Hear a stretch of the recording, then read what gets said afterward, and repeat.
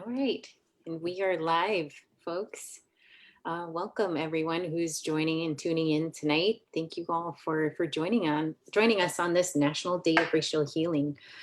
We have our BIPOC family with us tonight, and we're so thankful for their willingness to dedicate a few hours to have a conversation here with everybody on all of our family and friends on Facebook, and to really just talk through some of our steps that we've taken, some of the steps we're going to take in terms of truth, racial healing, and transformation, and the continued work that all of us are involved in and continue to do on a daily basis here in Alaska. So Hawagunish Chish Chinan for all joining us. My name is Wáahlaal Gíidaak, or Barbara Blake.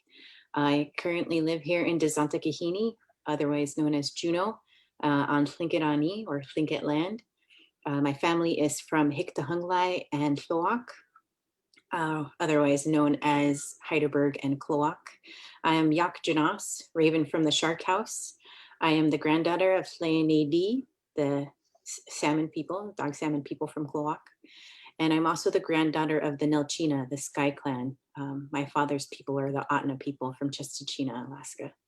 And for some reason, I always say Chestachina, Alaska. Whenever I say Chestachina, I have to put Alaska behind it. Be sure everybody knows Chestachina is in Alaska. Well, I will turn it over and ask Lagunai to introduce herself, and then to Ayyu. Sanightla, everyone. Good to see our family here with us, and really good to see my sisters Wáahlaal Gíidaak and Ayyu as we come together to celebrate this National Day of Racial Healing and talk about truth, racial healing, and transformation together, and the work our communities are doing. And I come from Tijuana down here in Southeast, and I'm Tlingit and Haida. I am on my Tlingit side, I'm Raven Kachadi, freshwater mark sockeye salmon, and on my Haida side, I am eagle, Chichkitne, and our crest is the hummingbird. And I just really am appreciative of being able to at least share space with all of you. Even though we can't be together, which I wish we could just be sitting around a table having some good coffee and nooks together. But that day will come again. Until then, at least we get to see your beautiful faces. Ayyu? Coffee or hot water. Or tea for some of ours. Ayyu Garanga, Ungalaklik Milgaranga. I'm Ayyu Qassataq. I come from Wáahlaal, also known as Inupiaq. I am currently zooming in from the unceded traditional lands of the Dena'ina in Qyanaqpak, also known as Anchorage. And I serve as Vice President and Indigenous Operations Director for for First Alaskans Institute, so, where I've been for going on 11 years. So very, very happy to be here with really beautiful people that I'm excited to share with the rest of the world. I'll kick it over to George to introduce yourself. Hey everybody, good evening family. Good to see you all too. And with my hot water, I'm here. And everybody else that's joining us. My name is George Martinez. I am Puerto Rican heritage, Taino, African, and Spanish. Latino is another way we would also that's acceptable too. And I'm here tonight on the Dena'ina Athabascan land, and I'm proud to represent my family and be a part of the conversation as we talk about both the work that we've all done together and the work that's to come, especially today on this National Day of Racial Healing. Can I pass it? Yeah. Let me go to my sister, Neisha. I'm tagging in with my coffee. All right. Good evening, guys. I'm so excited to be here. It is lovely always to convene with our family. It feels like, I think we talk all the time, but it's so nice to convene in a space. And I can't wait to hug all of you guys, to be honest, once the world opens back up. But my name is Neisha Jones. I've been in community with these lovely folks who I call my BIPOC family for well over a decade. We've been doing community work and grassroots activism projects for a long time coming now, and we still have so much more work to do. I'm also here on Dena'ina and Athabascan land, which I'm so grateful to share and to be able to thrive, work, and live here. I've been here for about close to 20 years.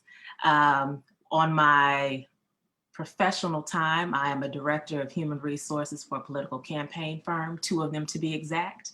And I just enjoy the work that we do and the work that we will continue to do and continue to amplify our voices in spaces, even when it's uncomfortable. So I'm glad that we're all here. And then I'll go ahead and pass off to my sister, Indra. Hi, Indra Arriaga Delgado. I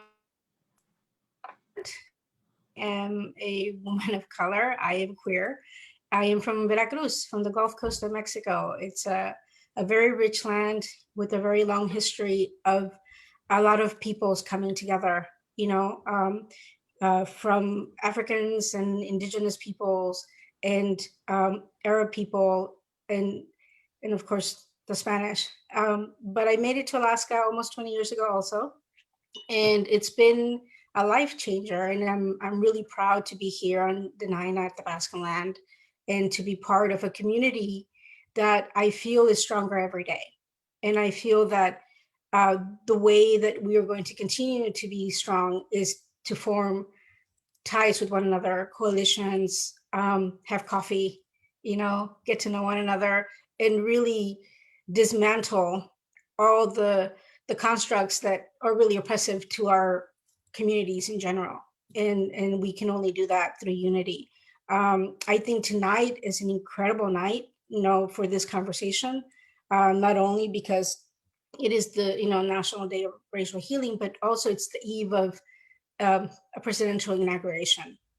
And I think that there's a lot of feelings and a lot of expectations and a lot of fears. And so this is an amazing opportunity to together talk about this. So thank you for having me and for hosting this conversation. And I will pass it on to Jasmin. But she may not be ready quite yet, right?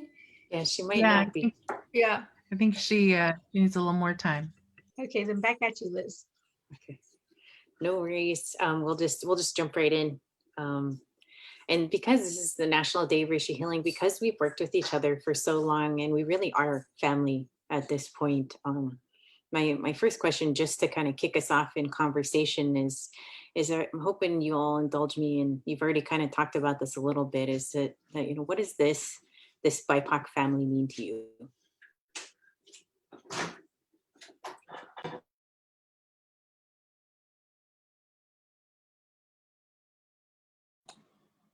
I'll start off by saying that I feel like what it means to me is connectedness, commonality, family.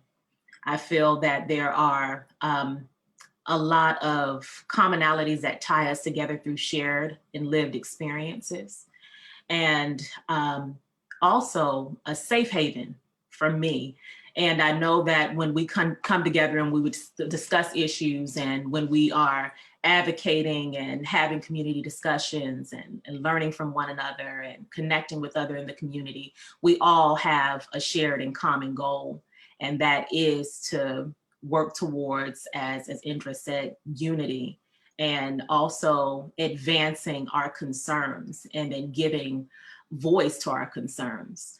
So, I mean, there's no other way to refer to who and what we are other than I think that we are a solidified, unified front, and we stand and we lock arms on all things to protect one another and our families and our community and our babies.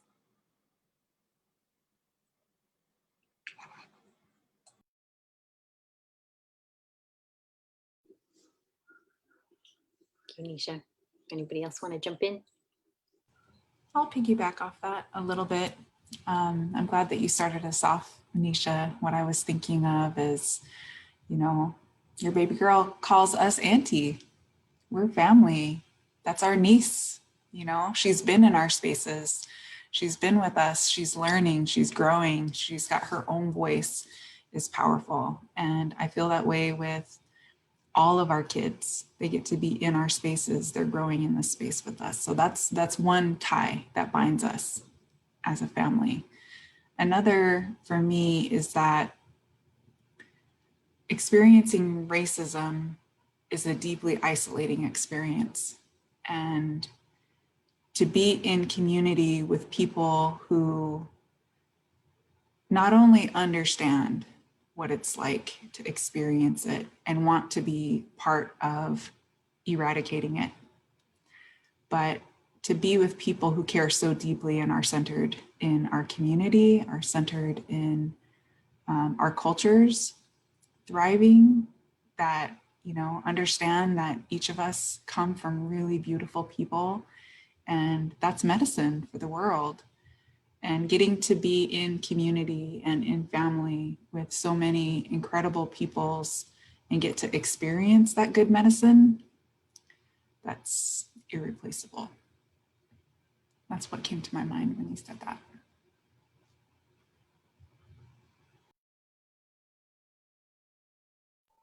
Yeah, I'll just chime in. I'm so happy, Ayyu, you hit the word medicine. That's where my spirit was. You know, even just thinking of the word today, healing, right? Racial healing. The spaces that we occupy with each other, and the time that we've shared with each other, from our children interacting, literally, to just the ability to have just a phone call, a space, you know, the that heart relationship with people that have shared experiences, you know, that has helped to ground, I think, both, you know, where we are in community and how we show up in community, so that we've had from a foundational perspective, the ability to kind of start to go outward and emulate outward, right? And shine in that way. And I think that's because as we heal, when we work with each other and we uncover some of the challenges, but we build, whether it's privately or, you know, publicly, bridges to our own space and our own empowerment and our own capacity, we begin to shine brighter. And so it's both a healing and a launch relationship. And I think that any strong family both has the ability to help you be healthy and successful. So true, brother. You just made me think of too how all of us, all of our hands are dirty together. You know what I mean? We all work equally, and we all know that we support one another's best interests. I never have to have a doubt in my mind, right, that when there is something going on in the Black community, that our Indigenous family and that our Latino family and that our, you know, South Pacific Islander family, that they don't have the same type of concern and compassion, and that they wouldn't go as hard for our individual communities. We are not siloed. And that's what I think is beautiful, is that all of us are not afraid to work. We all like to put our hands to the plow. And I think that that's how, you know, we're able to really be able to work so well together. How, Indra? Well, Neisha took everything I was going to say. No, but I mean, I think one of the things that I really, you know, have learned over time is that the more healing you do, the less afraid you are to help others heal. And I think that, you know, when you talk about the intersectionality between our communities, having that healing power makes us stronger across the board, because we stop looking at, you know, an issue as a Latino issue or a Black issue or a Native issue. You know, we're all in this together. And I think that being connected to this community in particular, you know, that's made up of people who are working in the community, who have deep roots, who are not afraid to get their hands dirty and to do the grunt work and to go out there and talk to people and represent. I think it's really a courageous thing, but we have to lead by example. So I'm really grateful. Indra. It looks like our sister and brother in this work, Jasmin and EJ, have joined us. Jasmin, did you want to introduce yourself? Sure. Can y'all hear me all right? Cool. I'm Jasmin, and I am pretty much a lifelong Alaskan and entrepreneur and a mother, which is the number one thing that's important to me. I'm happy to be in this space. I always love talking with you guys, and I enjoy our text messages. They keep me going and give me life. So I'm I'm excited for this conversation. I feel like it's always a space where I could just be myself and detach from organizational roles and business roles and hats and just talk to my people. So I'm excited to be part of this conversation. We're so blessed to have you, Jasmin. EJ? Hey, everybody. Thank you for your patience with me. My baby's asleep now. Hopefully she stays asleep so that I can continue to participate. But anyways, yeah, I just want to echo what everybody shared. I'm very just happy to be here. It's a different feeling when you are with family and with your when you're with your people. And so yeah, I'm thankful to be here. I'm thankful to be with all of you doing this work on a daily basis. For those of you who don't know me, my name is EJ David. I'm a husband and a father, and I'm an immigrant from the Philippines. I've been in Alaska now for 20-something years. I'm grateful to have learned from the Inupiaq people up in Utqiagvik. That's where I grew up. And I am grateful to now be living in the Naina lands here in Anchorage. For work, I am a professor of psychology at UAA. Just to briefly comment on that question that people have been responding to already, I just want to echo what everybody has shared. I think you all give me a lot of strength. I learned so much from all of you. I think it's important for healing, at least for me.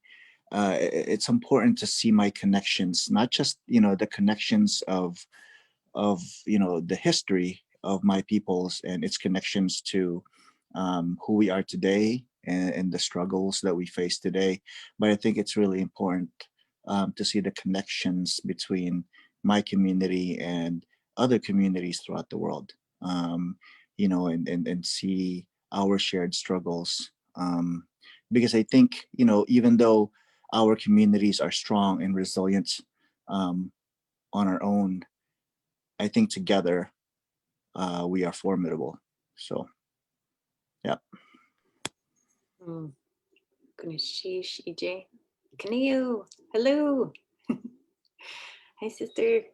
Would you like to introduce yourself? Aloha, my name is Kaneyo Hirata, and just want to echo everyone. I always have a really a fun time with you guys as my family. I feel this offers a safe space for us to share our thoughts and our love for not only our family and our family here, but also our community. And so it's a sacred space that I always enjoy coming to. So thank you. Kaneyo, how to all of you for your willingness to jump into that first question. I heard strength, I heard medicine, I heard healing, I heard uplifting. There's so many opportunities when we're able to laugh with one another when things are super, super heavy. And we all know how much laughter is such good medicine. And I'm so thankful for this group being able to uplift each other and come together when things are too difficult. But you're absolutely right, Ayyu, in that we never feel alone in those spaces. Whenever we're encountered with something that's really challenging in our life and that's threatening our communities, we don't feel alone and we don't see ourselves in those silos, as you say, Neisha.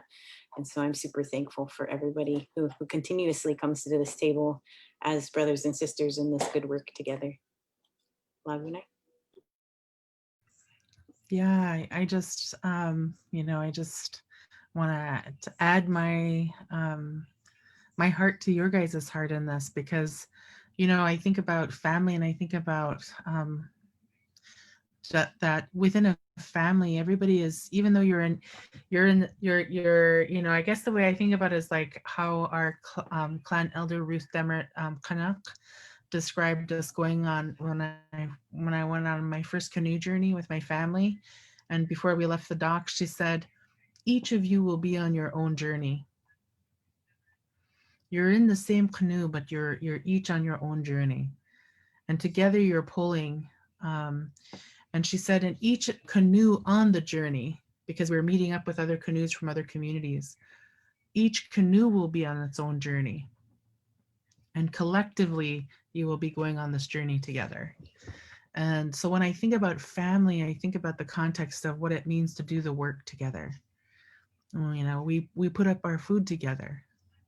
And so family is it's a sacred thing for our peoples. And it's more than just who you're born to. It's also the work that you do on behalf of your people and community together. And then when we call each other brother and sister, when we call each other family, and I notice a lot more people are doing that as well, it is to indicate out of respect and out of love the connection that we have towards the work that we're doing. It's not casual. It's not just a, hey, kind of a thing. It has a relational component to it that pulls us together, and I think about our relationship, our kinship systems, all of our kinship systems, they're not further out and more distant, they're closer in, and how you become, family, and how you treat one another as family. So that was one of the things that I was thinking about, and I feel that with each of you, and appreciate that as a family, we are working on dismantling racism and injustice together. And what other work is there to do in this world? There's all kinds of things that we are engaged in, but this is like, everyone should be working on this. Everyone needs to, because it's the one thing that's destroying our planet, because it's destroying us and our humanity, and we don't know how to take care of each other anymore. But I don't feel that when I'm with you folks.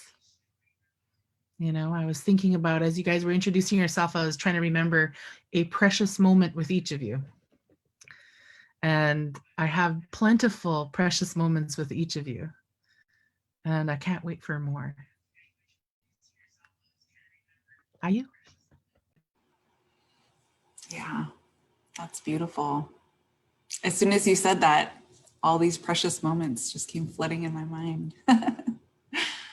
Yeah, I absolutely agree. What you were just saying, Lagunai, reminded me of an experience that I just remembered a couple days ago, actually. We were hosting a conversation that was, it was pretty tense. And one of the participants who was in that conversation, he was sharing, he was a Native man, and he was sharing that at the beginning of the conversation, he was kind of looking across to the folks across the room. Native folks sat together, non-Native folks sat together. It's just kind of how everyone sifted out. And he was saying, when we first started this conversation, I didn't know if I would be able to really open up my ears and listen, because we haven't built that trust yet. When I show up to this work, the way that I show up to this work is that I would be willing to die if it would change the condition of our people, of our children, I would be willing to die to help our people. And I don't know that others have that conviction or that investment. And so it's a false equivalency to say that we are on the same page or that we care equally about these issues. Because when you were speaking Lagunai, it just reminded me, we're doing ancestral work here. We're looking to change the trajectory of our future ancestors' experience. You know, the work we're doing today is to help our future ancestors be free. And that binds us powerfully. And, you know, I know that that's a vision that binds us and draws us closer together and helps us to be stronger with each other. So part of that work is having clarity of vision about where we are currently so that we can envision that path forward. And so I want to open it up and ask folks to share, you know, on this path to racial healing and transformation, where is Alaska? How are we doing? How would we paint the picture of where Alaska is at so that we can better orient ourselves toward that future that we want? And I'll just open it up. Anyone who wants to jump in. I think that where we are depends on who you are a lot. And I mean, I know a number of people who think Alaska is fine. It's not racist, right? But they're not people who experience racism. And so I guess I don't really know where we are. I think that that's part of why we're here. You know, to figure out where we are individually and together, and then take a look or ask of others where they are to see, you know, I don't think that it's going to be one kind of work going forward. I think it's going to be different works, different small works and big works and institutional works and individual work, all happening at the same time in order for us to move, you know, out of this racist state.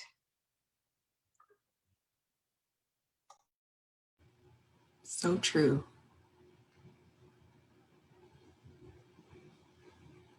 Anyone else? Yeah, hi. Oh, sorry. Was somebody else gonna speak? Okay. Yeah, I just want to follow up on what Indra was saying. So I think, you know, I think Alaska, one of the more specific, I guess, things I can say about where Alaska is right now in general is that I think Alaska needs to, one, really understand that it is on indigenous lands. You know, in Alaska is one of the youngest states in the country. And so really our collective memory as Alaskans shouldn't be that bad that we cannot remember just 60 years ago. So I think that's one. And then two, I think, and I'm not sure Alaska is unique in this sense, but I think when it comes to racism, I think more Alaskans need to understand that racism also evolves in that, you know, I think many people still think that racism is only those super blatant, you know, overt acts, you know, or laws, right? When in reality today, racism has become a lot more subtle and really a lot more difficult to pinpoint and to identify. And so really it has evolved, just like, just like any kind of, I don't know, virus, I guess. It's evolved to be even more insidious, so that it can continue to survive. And for many of us, it exists and operates in our everyday lives, and many of us, don't even see it. It happens right in front of them, and they will deny that it's there. That's how insidious racism has evolved. And so I think we need to get there as Alaskans.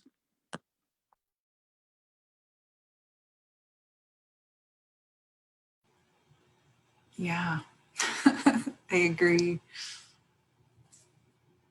Our collective memory shouldn't be that bad, right? 60 years ago. I love that. I'm going to use it. Neisha? I feel, I was just thinking about what Indra and what EJ was saying, and I agree with both of them. And one of the things I was thinking about was,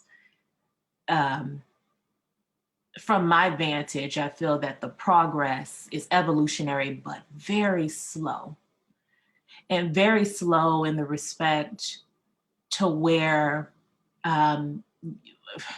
you just have seen, I mean, we've had like a lot of community stakeholders here that have been very vocal about equity and about confronting overt and covert racism. But I feel as if there are certain comforts that exist that prevent people from calling racism. I still feel that there's a lot of apprehension around it. And specifically so, I mean, when we talk about the history of Alaska and the history of Indigenous peoples here in Alaska, and still the recognition of this being our first people's land and the acknowledgement of that, and negating, Indigenous value and lives is highly problematic. And that I feel like is an impetus to quite a few issues from moving forward when you can't even acknowledge that very fact. And I think that I see now, just in light of the recent happenings that's been happening. I mean, we can date back to Charlottesville, we can date back to George Floyd, to Mike Brown, to all of the uprisings around the nation. It took quite a few brave folks to speak out about these injustices, and still, to the discomfort of many, to acknowledge that even those are issues. So I do agree with what EJ is saying about more of the covert forms of racism. It's not necessarily, now we're seeing it, it's in your face, it's, racist taunts, it's, political ideologies being spewed, but you also see it institutionally. You see it in the blocking of employment. You see it in the blocking of access to funds, to minority businesses having access to getting funding.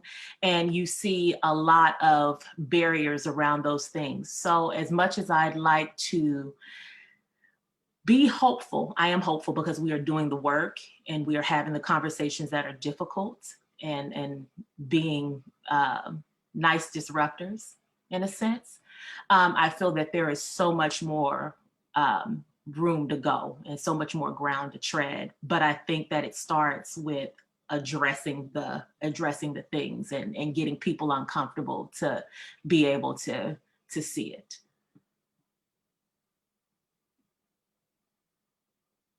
Policing, yeah, you so spot on, sis. Sure. I'll Jasmin? jump in. Yeah, I feel like I don't know where Alaska is. I feel like this is the first year that I think people in Alaska overall has just acknowledged the real like deep existence of people of color. And I know it's going to sound like a weird thing to say, but I feel like, you know, for me being a Black woman in Alaska, I always felt this like feeling like we just weren't here. And it wasn't until like my adult years for a lot of these BIPOC communities that I realized like, wow, we're not really included or considered a real piece of Alaska in terms of not just being here right now, but like historically as well.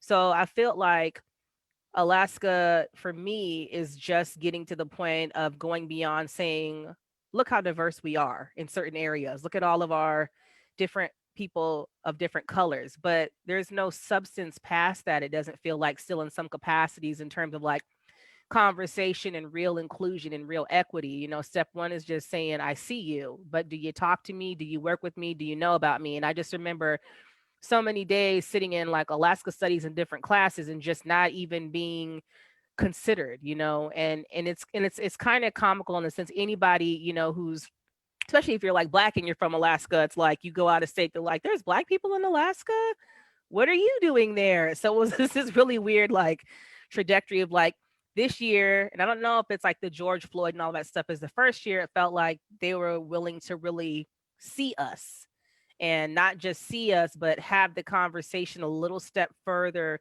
to even attempt to include us, you know. And I know we still have a long way to go, but I think like I see that small sip of like, okay, at least you acknowledge my presence, existence, and contributions. Now let's make that a little bit more substantial and go beyond that.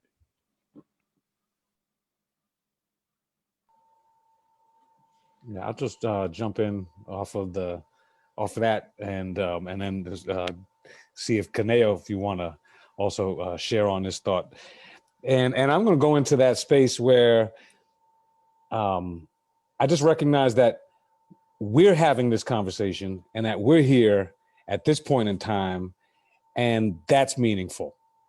And you know, maybe that's in terms of speaks to what Jasmin was just talking about in terms of a certain threshold of visibility that you perceive.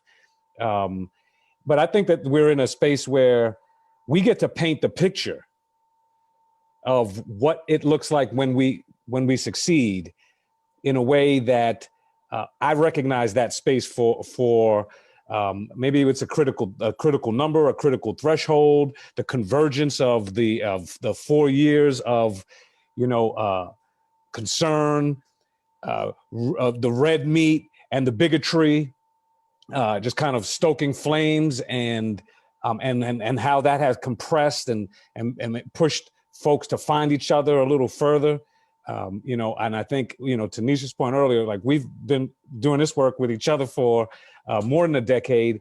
And so I think the layering on top of these relationships that we've been having, that we've established, and the expansion of those things is contributing to this moment that we can paint some different pictures. You know, but that's just talking about what we can do and where we are. We're at a different place of our own arc, so that we're past even did that just happen to, you know, where we're really thinking of structural changes. We're EJ popped in the chat voting, you know, just in terms of the access to voting, but our sheer numbers. And so there's a shift that's happening in just the natural dynamic of things, and more people are seeing the strength of the solidarity, I think, from a thing that has an umbrella now, like it's BIPOC. People can find a way to navigate their relationship to this moment.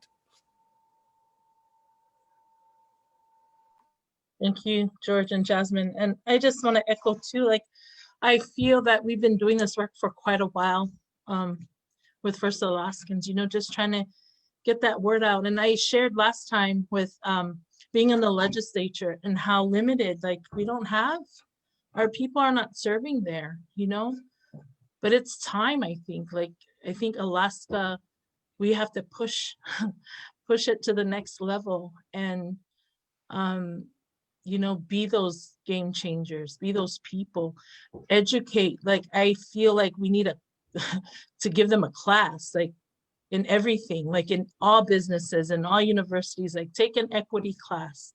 What does it look like, you know, so that they understand where we're coming from, because it always seems like we have to take their training, you know, they have a lot of training, but do they have training on equity? Do they have training on racial healing? I don't think so. But I think that'll be important to have that. Like maybe we could work on a piece of legislation or something to push that, you know, everyone that works for the government, you know, from health and social services to, so that they know how to talk to us. You know, we're not those people over there anymore. We're not.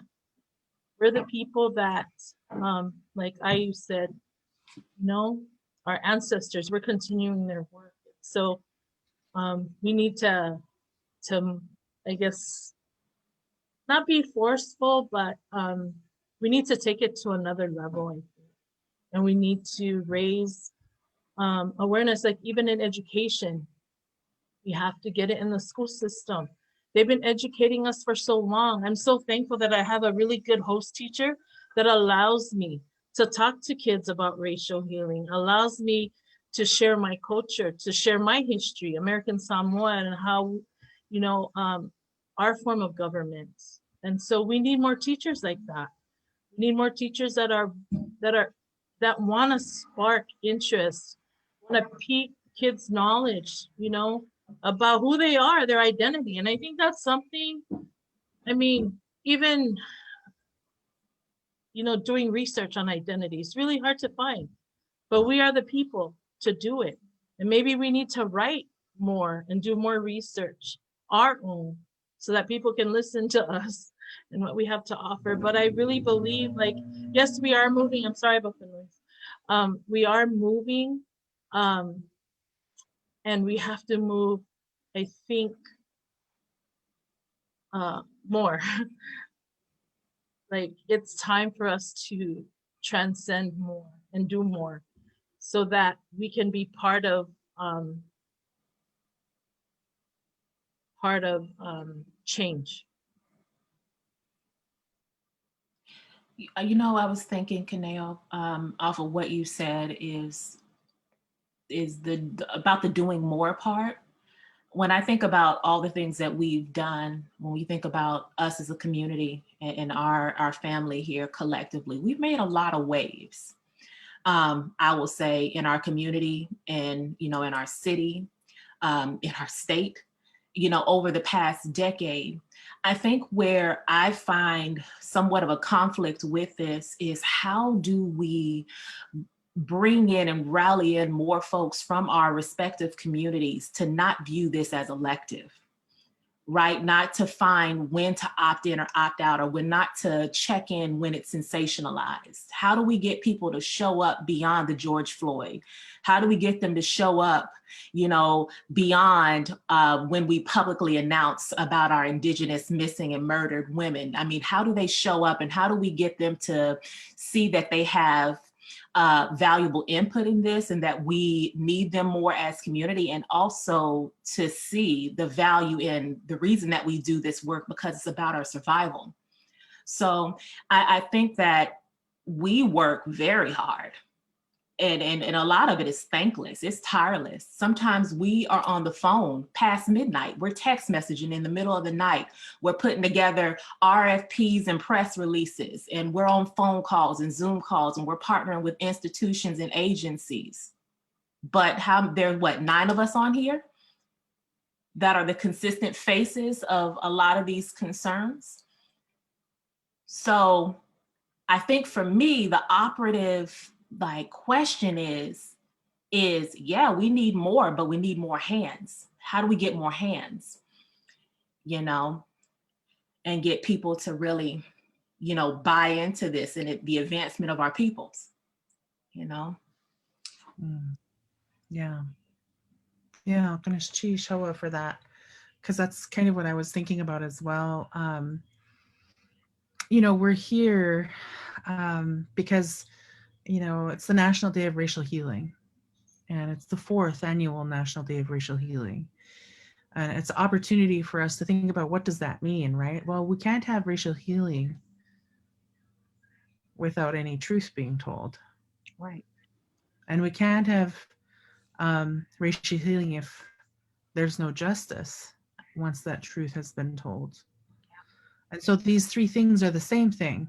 And so when we talk about racial healing, we're talking about truth, justice, transformation, and the possibility of a better Alaska. Not that a better Alaska didn't exist before, right? But to continue to grow and advance from where we are in this moment. And one of the things that I really valued about our time together as a family is that we've been talking about what that looks like. What does that mean to us? You know, from each of our respective communities, we don't speak for all of our people. We speak for our lived experience, and we honor the lived experience of each other, as well as our brothers and sisters and family that aren't here in this Zoom with us right now.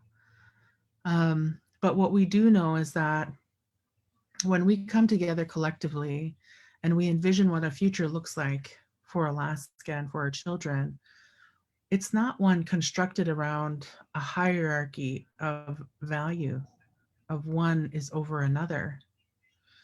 It's not about someone's humanity is more important than anyone else's. It's about actually trying to figure out how we create and design a system, a society, a world where we are placing in the center of how we operate and the decisions that we make from a place of our humanity, our shared humanity, you know. And I think that there's a lot of misconceptions about what BIPOC is.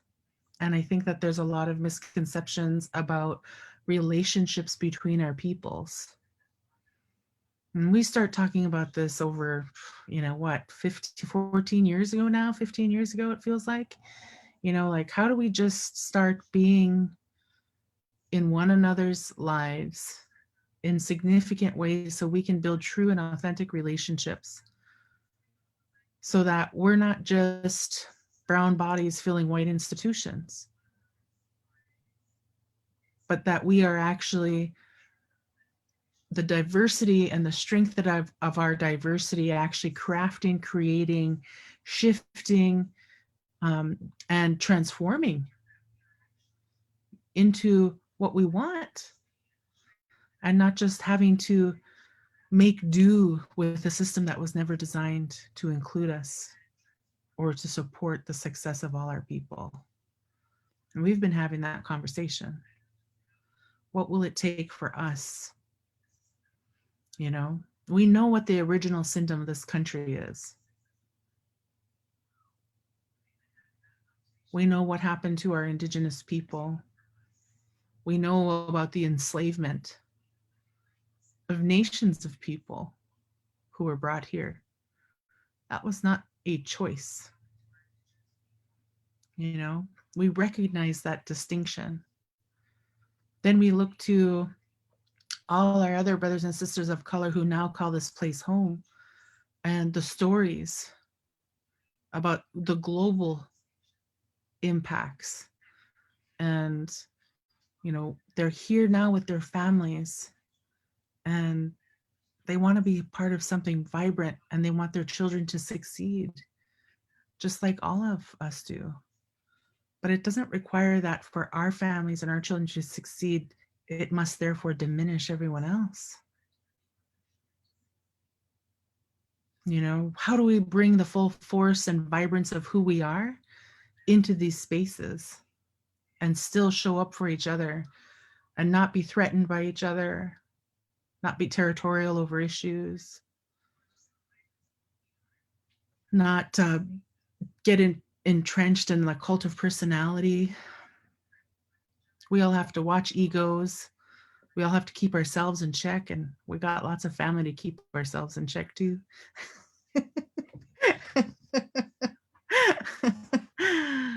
But as we think about what that means, like, how do we enact that? you know, and the purpose of us having these conversations is because we want people to join us.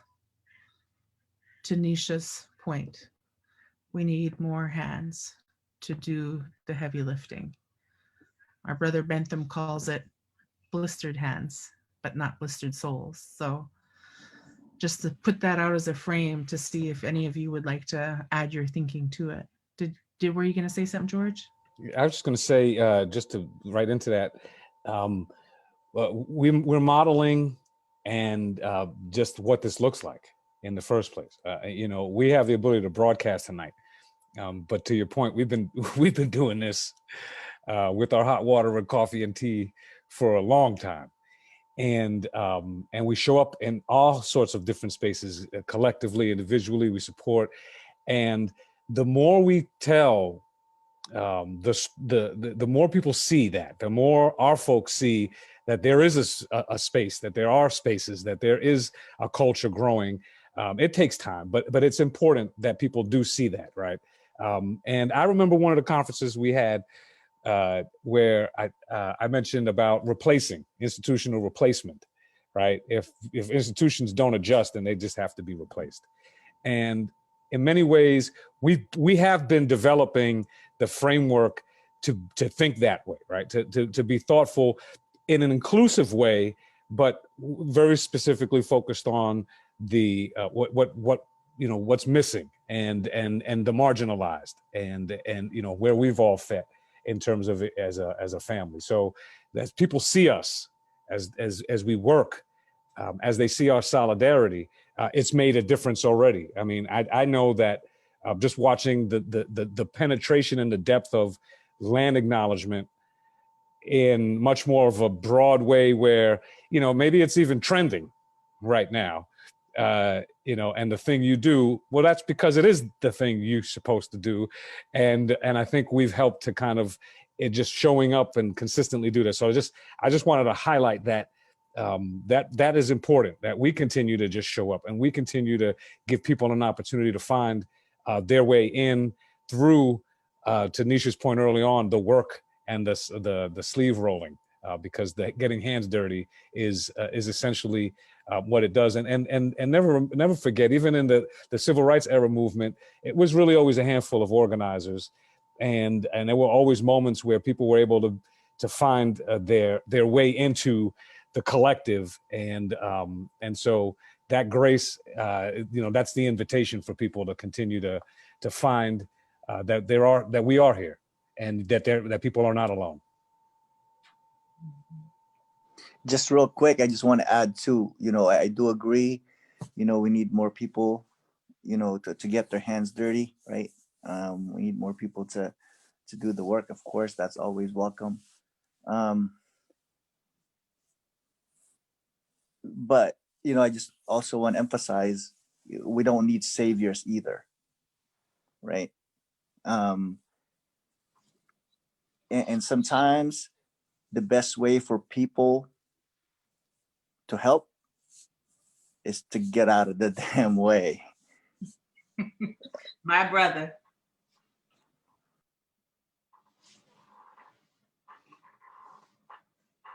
We got to teach the step back, EJ.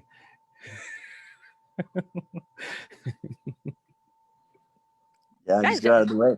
Can we jump off what you said, EJ? Because I'm like a conversation in my mind that I have every day is like, what is the balance? And even for myself, I'm like, when do we hit that threshold of like, okay, thank you, we're good, you know, got it, you know. And I don't know, it's a conversation that I always have in my head. And I wonder if people sometimes know how they come off and sound, just little stuff like, you know, the conversation we were having, like this step aside, or we want you to do this, but not too much, or we want you to win, but not without us. We want you to be empowered as long as we're leading it and helping, and, you know, we're part of it. And it's always like, I don't know, it's a balance for me. And it is a hard conversation, because I find that, you know, like you said, sometimes stepping aside, you know, knowing when to help and offer support, and knowing when to be like, you got it, you're good, you know. But I feel like for me personally, that's the true test of how how about the movement are you? Are you willing to really move for someone else can do what they have to do? Are you secure enough to let go? Because if you feel like you have to stay in the mix and have that control, it doesn't matter what you say, it doesn't matter how it sounds, it don't matter how many t-shirts, flyers, Facebook profile changes, you're not ready if you can't know that at some point. It's almost like, I don't know, you're trying to help and support, and at some point you let go.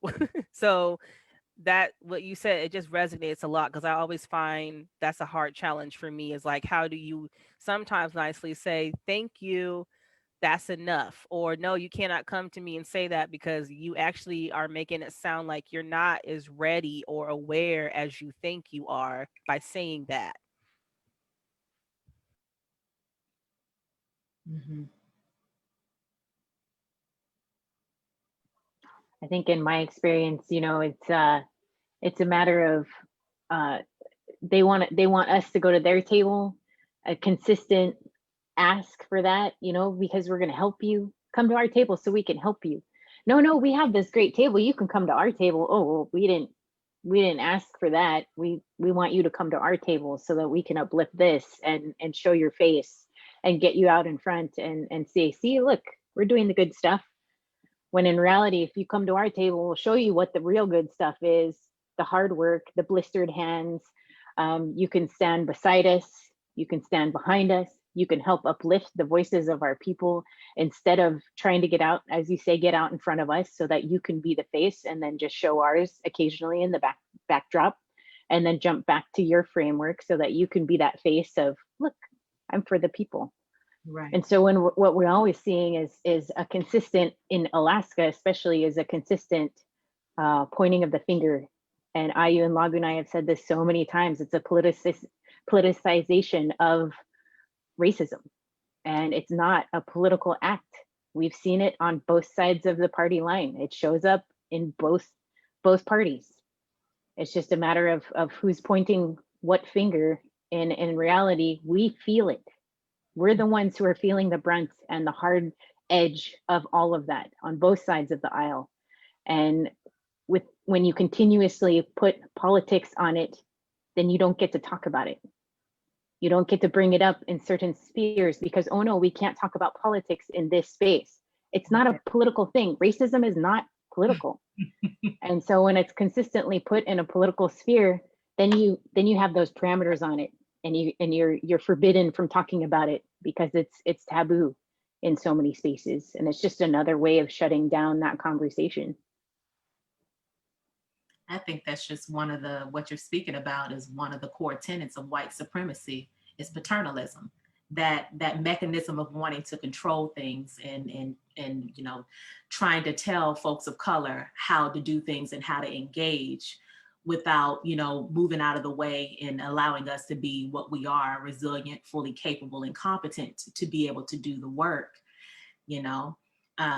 And it just kind of brings me back. I keep going back in my head to what EJ said about like the covert and overt racism, the covert ways of racism and behaviors of racism is what really is destructive, and I think if we don't name those things and if we don't keep an eye and then make folks accountable to it, then we'll continue to see it perpetuated.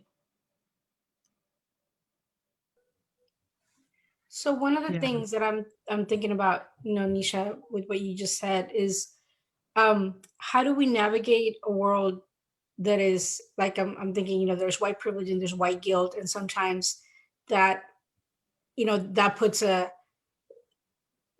mask on of like, no, we're allies and we're helping, and going back to the, but you're not letting us be, right? So like, what do we do to change that? What do we do to raise that awareness of people who do want to help but don't know how, or don't see that they're coming from a place of privilege, that they're coming from a place of guilt? How do we, I'm just asking the question because I actually don't really know, and I encounter it all the time, and I'm always a little stumped, like, I don't know. Right. So anything you can throw at me, I would really appreciate. Well, I think one of the things is for folks that are not BIPOC, for our white allies or co-conspirators, is to not make that our onus to bear, to come to us with, it's one thing to come with the ask and to do the self-work and to be able to read and look things up and ask for opinions or assistance on things, but it's another thing to consistently place, we're already traumatized, time and time again, but then to put the weight on folks of color to then educate them or bring them to a place of comfort to protect their fragility, I don't feel that that is fair. And one specific example that comes to my mind, and this happened to me about 2 years ago, where I had a friend who had reached out to me and was saying how they were having challenges with confronting racism, like within their families. Like they would like a lot of the things that I would talk about openly, like they would like them, but then instead of commenting on it, like publicly, they would come into my inbox or text message me and then talk about the challenges. And one of the things I did to hold my friend accountable is I said, look, I said, the best way that you can show up is actually about being vocal about it, but also allowing my friend to have the grace to show up in the ways that they knew how to show up and where they felt comfortable. Because the real thing is that all of us are not going to be on the front lines. All of us are not impactful that way or effective that way. Some of us have different means. Maybe that's by writing letters or sending phone calls or having a conversation with a coworker about racism or systemic oppression. But one of the things that I had challenged my friend on is I said, move beyond my inbox. Like who is in your warm circle or who is in your sphere of influence that you could be having these conversations with, to engage and to have open and truthful conversations about whether it's painful or not, because the honest truth is that we live this day in and day out. Do you think it's comfortable for us to confront racism? Is it comfortable for us to have conversations about all of the, the impacts that we have from the experiences that we feel and the triggers that we feel daily? No. So to my white friend, I said, look, it's uncomfortable to always have to talk about this crap. I'm exhausted, but the best way that you can show up for me and to show me that you're in solidarity is to be able to have those conversations and get comfortable with being uncomfortable, And it was funny because they kind of went quiet for a bit, but she came back around and she was like, you know what, I had the conversation, and the person was actually like her, I think it was like her sister or something. And, they had to go at it and have a conversation about some things that were uncomfortable, but they're moving towards, they're making progress in their family. So I think that that's the main thing. I know that I said a lot, but the main thing is, more than anything, it's just like find out ways that you could be helpful without always placing, the onus on us to come up with all the solutions, Yeah.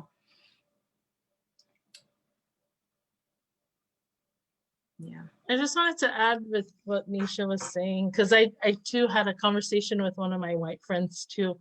And we've been having conversations in the community with different groups of people.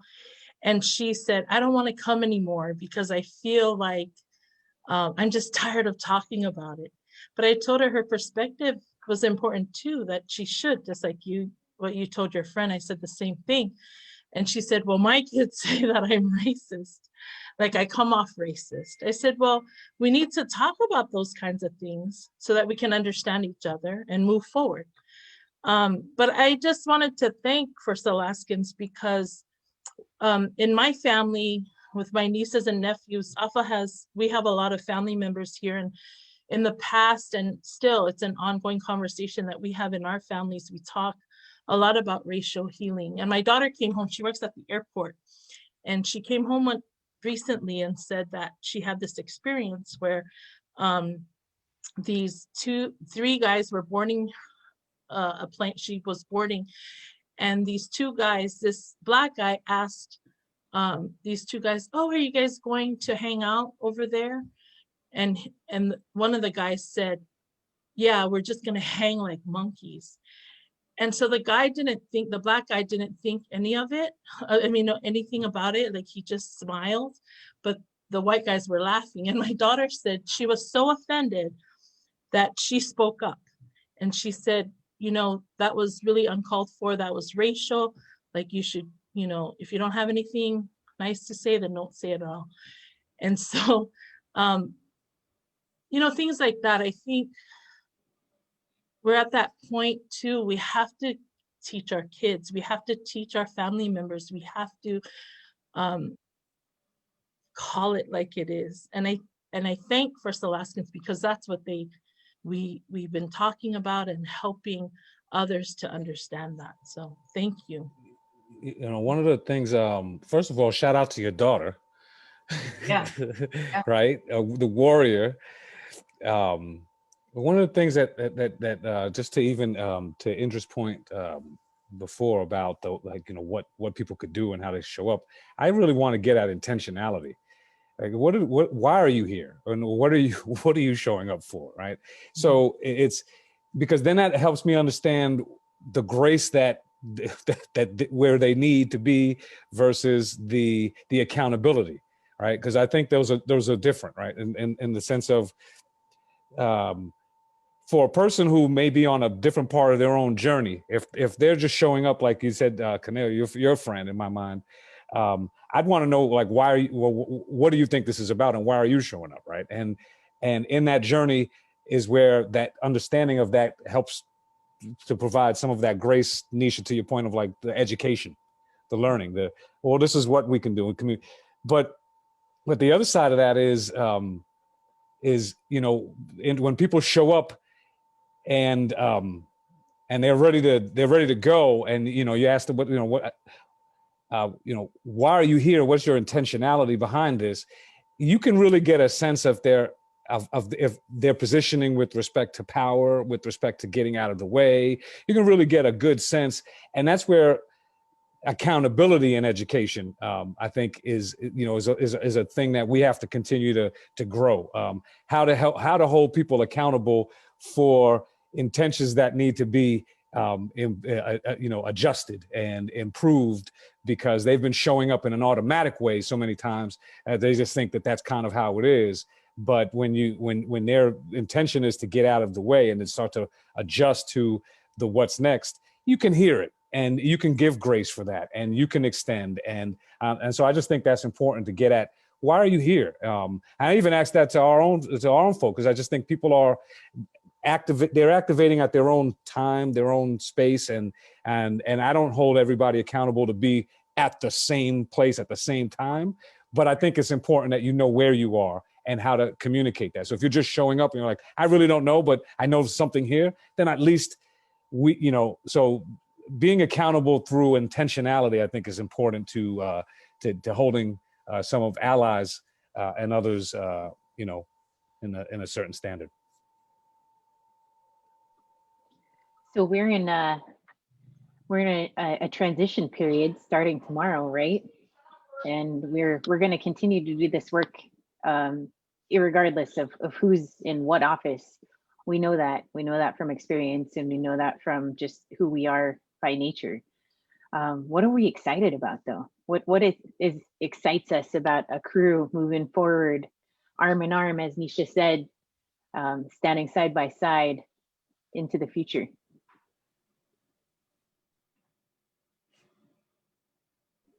Neisha's gonna run for governor. Wait, what was that, Kaneyo? I said Neisha's gonna run for governor. Ah, girl. Wait, look, I was just telling, I don't know if Mel is still watching, but she was talking about, you should run for public office. I said, girl, the way my temperament is set up, I don't want that. But thank you so much, though, for the votes of confidence, sis.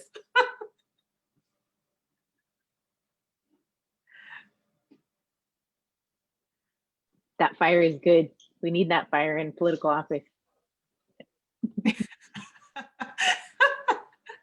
So you're joining the Mel as campaign manager bandwagon, sounds like. That's funny. We need that energy We need people who get it, who understand, who already have that lived experience. So it doesn't continue to require our individual labor to teach someone what it means to be brown in this society. You know, we were talking earlier about our white allies and our white family. And behind every woke white person is the labor of a lot of people of color. And it's invisible labor. And that's a big part of, you know, we talk about how Anchorage loves to, you know, tout its diversity and talk about it having the most ethnically diverse neighborhood and the most ethnically diverse school district, but that's just counting brown bodies. And the leadership has never represented the diversity of this place. You know, the original Constitutional Convention was like what?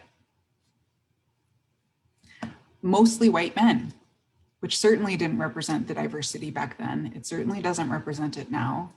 And so it continues to require our additional labor to help people who don't understand what it's like to navigate this world this way. For us to have to explain to them and hope that they see and keep our fingers crossed that they're going to do something with this information, you know? Yeah, I'm voting for Neisha. Let's do it. We need more of it. Love you. Well, I think about like, when I think about the excitement that I have, it has to do with seeing the visions of our people, our ancestors, our elders, our community. Has to do with seeing those visions for what racial equity really means actually come to fruition. Celebrating each step and each moment where there has been a breakthrough. Now, many of the breakthroughs have probably not made the news.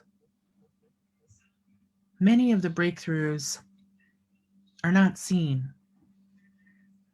And yet, there are people across the state who are doing life-changing, groundbreaking policy because they are coming from a place of solidarity and a place of racial healing. And the way that they're approaching it is about taking care of their community. And, you know, I think about that amazing group of people up in Nome who have just been speaking truth to power and putting in the work, running for political office, even when people try to dissuade them from doing it. Because of course they know best what's best for us. The hypocrisy is so high, especially when that's coming from people who are quote unquote our friends or allies. But they're running for office, they're stepping forward, you know, to Kaneyo's point. They're working with the police department. They're working and coordinating between kind of a tri-level of government, state, federal, tribal. And then they're engaging with the local governments. They're not stopping. They're unstoppable. They're unstoppable, you know? And the thing is that the reflection that they have is not of gazing in the mirror at themselves or longingly gazing at somebody else's, what somebody else has. It's about gazing into the face of their community and seeing that they are safe, that they are loved, and that they are cared for. And they're putting in the work to make that policy come to life because they've connected the heart and mind to what really matters. And so when I think about it, that's the kind of stuff that I love. I love that piece because that speaks to where that fire is inside of our people. You know, it's not about other people suffering. you know, do your work, figure it out. Grab the dish towel, as our brothers and sisters in New Zealand say. Wash some dishes. You want to know how to be helpful? You know, sweep the floor. You know, don't look for accolades. And let folks roll up their sleeves and do this work together. That's what excites me. You know, these community-driven solutions put into action. Yeah, I see them all over. I mean, if I look over here at Kaneyo, you know, you're a doer, you're a healer. You put hands on people, you help them. And, you know, you are an educator and you're an advocate, and you are constantly there lifting up your family and your community, you know. I look at Jasmin. Jasmin, come on. What just happened in December? Like, you miracled within what, 2 weeks? Like, the entire Anchorage Municipality CARES Act program? Like, Incredible. This is amazing, you know? And when Indra and I first met each other, she was working at the Policy Center. She was the interim Policy Center director. And so when I started working at First Alaskans, I was learning from her, you know, learning the ropes. And you know, to see her and her art, I mean, she's a phenomenal artist. And, you know, I look at George and, geez, George, you're running for the Anchorage mayor right now. And we've never had a mayor of color in Anchorage, as far as I know. That's incredible. You know, you step forward for that. You know, and Neisha, she's like managing like how many national campaigns and running her own business. And, you know, it just doesn't stop. Always showing up, you know. Don't get me started on my brother, EJ. He's just like, here, why don't you pass this bill? And it passes. Here. Here. Have you thought about doing this? Hands you the language, gets passed, you know? And it's because that spirit of love and that spirit of doing is so much stronger than the spirit of the image of the downtrodden that a lot of people like to kind of paint this work as. Yeah. This work is restoration. This work is repair. Yeah. You know, this work is about healing. And that doesn't mean we ignore the pain, the ugly. It means that we actually talk about it. And we have to create those spaces. And it's an honor to be able to create those spaces with my sisters Ayyu and Wáahlaal Gíidaak and our whole crew at FAI. And to be able to do that in partnership with so many others who are doing it. You know, it's like, I just want to lift up all our people and just love them up. Because too often the other side of the narrative is all that everyone hears. And I'm just so tired of it because, geez, even at a genetic level, we've been resisting becoming assimilated. Down to our very last moment, we are resisting being forced to change into people that we aren't.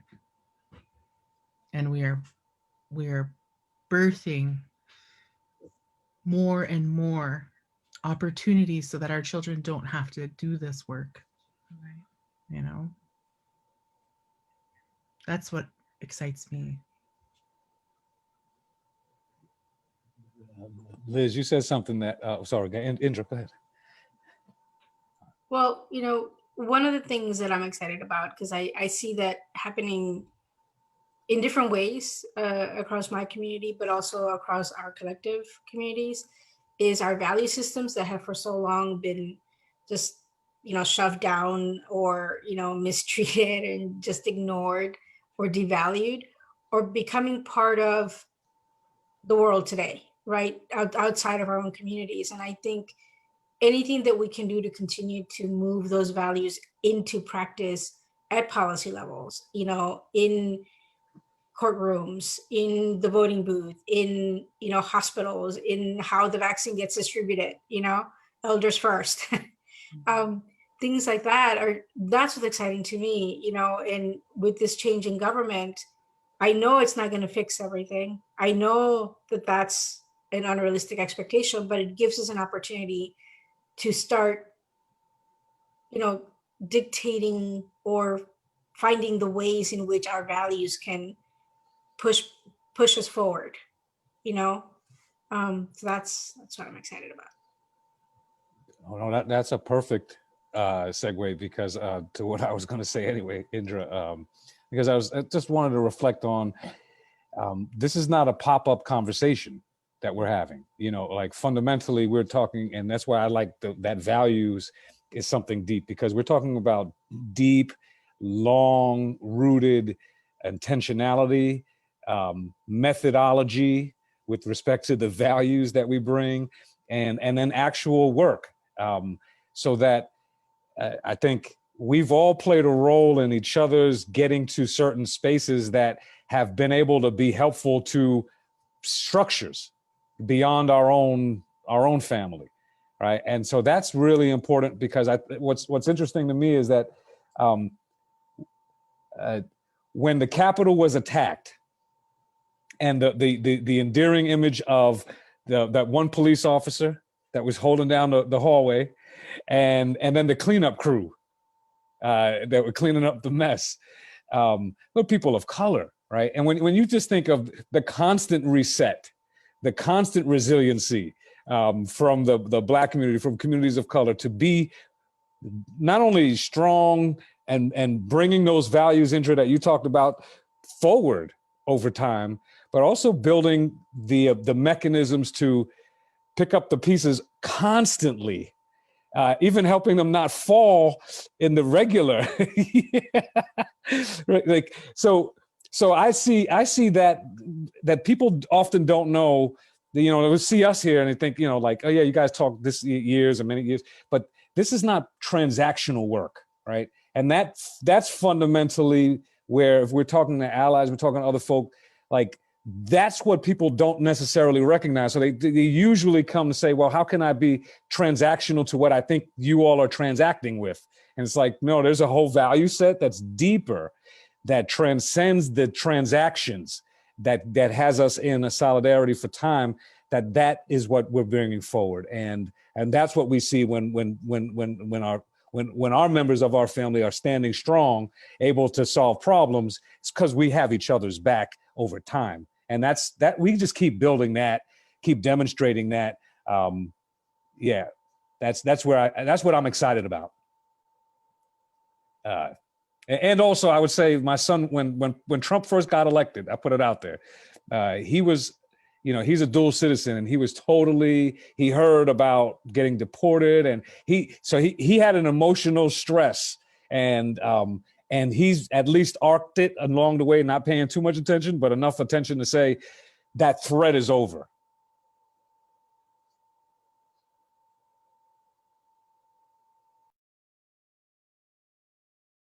How old was he at that time? He was 8. 7, just turning 8. His birthday is like the day after Election Day, so he was aware of the changing nature of it. And so I'm excited that he gets to think that there is hope, and seeing his face, watching what we're doing, and our community believing that we can build the replacements to that threat.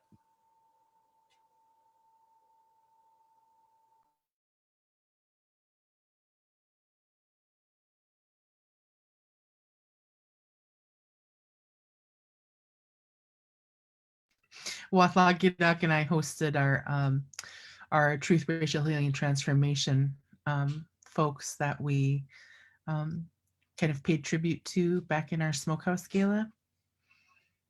I think I cried pretty much the whole way through, and you know, just the truth about your son's experiences, that experience was shared by far too many and is still being shared by far too many children. And you know, thank you for sharing that truth with us. And, we keep doing this work. I look forward to the day when none of our children here are going to be devalued and held less than any other child here. I just, I think about when our children were taken away from our families, the devastation that it wrought in our communities. It was purposeful. When I think about what it did to their lives, it was purposeful. These things were not accidental. Oftentimes, they were done by people of good intention. And often, a lot of times, by people without good intention. And we're living consequences of those things. And I know you all have heard me share this quote. I've shared it a lot because it's something that it sticks to me. And it's because I'm still chewing on it and thinking about different parameters of it and, kind of thinking it through. Is that quote by Jiddu Krishnamurti, which is, "It is no measure of health to be well adjusted to a profoundly sick society." And I wonder about, well, what is our measure then? Our measure of well-being, the one that would actually tell us, would be a measure of health for our well-being. And, what I can tell you is that based on the statistics that people usually use to somehow paint us into a negative picture, those statistics, they actually show that we're alive. Everything that was done to us should have wiped us out. But we're still here and we know who we are. And that's just getting stronger, Think about that quote that we use from our precious elder out in the Southwest all the time. And, our children are waking up hungry. What are we going to feed them?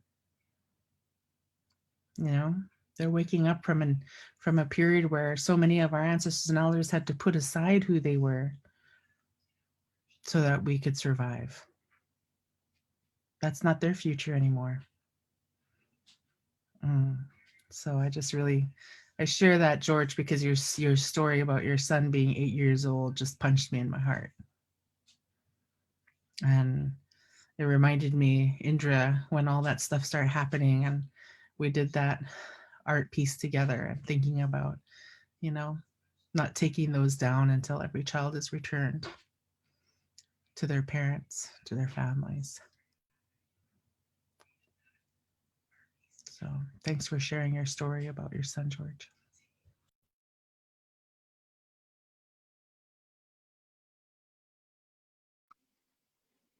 Yeah, thanks, George.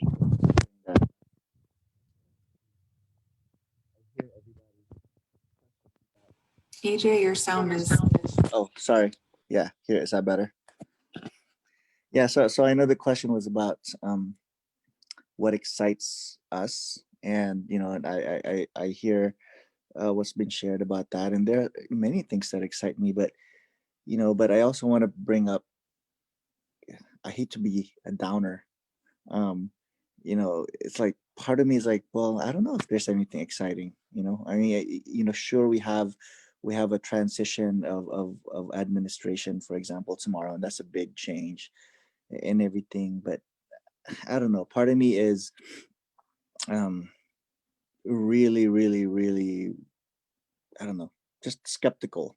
We all know this. I mean, I think all of us in this call know this, that the work continues, and maybe how we approach it might change a little bit, maybe, but the issues are still going to be there, and the issues have always been there. It's been there since this country started, right?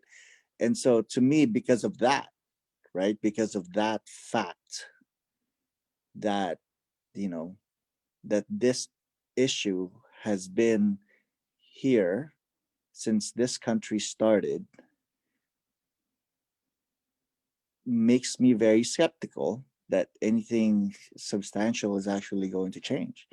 And the fact that, you know, a white man was elected again as president primarily because of the work of Black people, and the organizing, you know, the Black people and other people of color did, you know, it's nothing new either. So that's the other thing. So to me, when I think about the history of this country, you know, and the evidence, right? I'm not sure there's much to be excited about.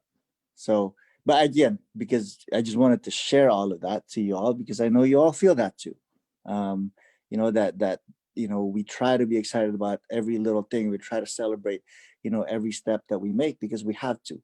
You know, that's part of our survival. That's part of, you know, of us getting through the day.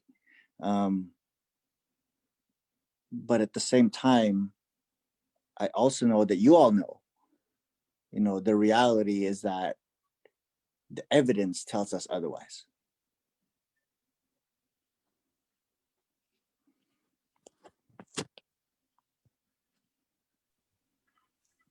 EJ, I mean, I think you're right.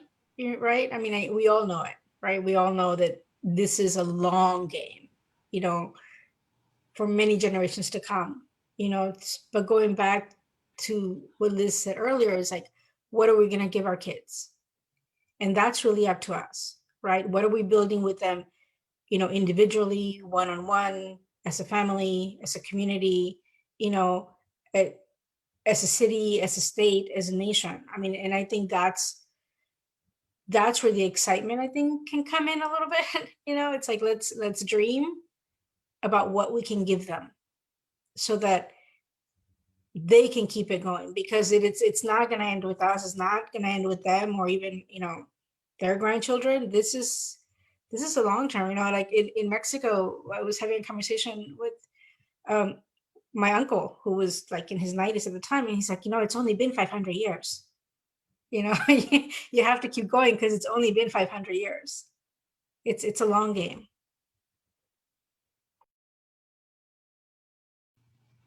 It's a long game, and also, you know, what's the alternative?